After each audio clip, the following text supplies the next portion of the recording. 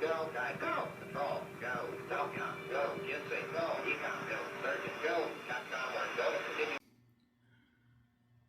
All right, guys, we're back in the garage today working on the 1911cc Type 4 for the old VW Baja Bug. So let's check it out.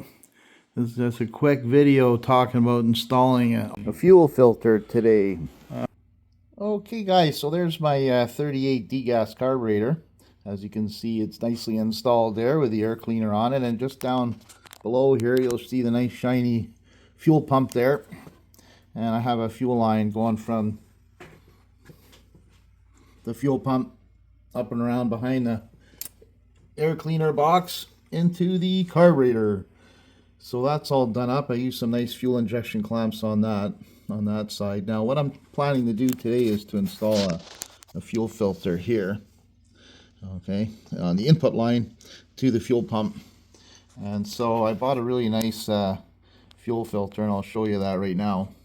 And the real purpose of the video is to basically warn people, as a warning against using plastic fuel filters. I've seen them crack and break and cause many an engine fire over the years. So to protect your engine from a fire, please don't use the plastic fuel filters.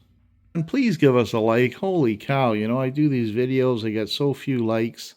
It's like, why even bother? Okay, and maybe subscribe too. I mean, geez, guys, come on, help me out here. All right. When you're selecting your electric fuel pump, find the operating range that's between 1.5 and 4 psi max. No other operating ranges are acceptable. It has to be like, you know, 2 psi to 4 psi, or 1.5 to 4 psi is okay. Is better actually. So you must use a low pressure electric fuel pump. So double check that information before you buy the fuel pump. Okay, so just one other thing on the carburetor itself.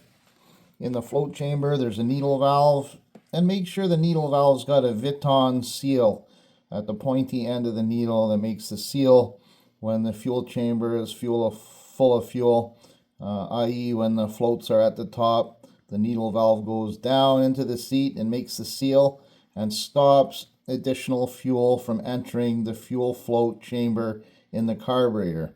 Okay, and that being a Vuitton seal, it seals better and it prevents flooding as well. So make sure you got the Vuitton seal on the needle seat valve in your carburetor, and that'll really help you. It'll run a lot nicer.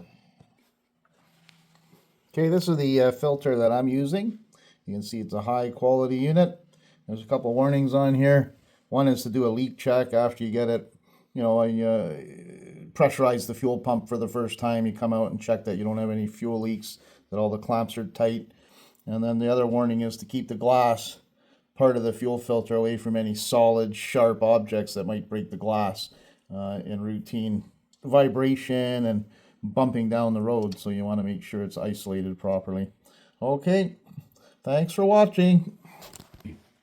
All right, guys, thanks again for watching and coming out to the retro garage. And please give us a like. Holy cow, you know, I do these videos, I get so few likes. It's like, why even bother? Okay, and maybe subscribe too. I mean, geez, guys, come on, help me out here. All right, bye for now.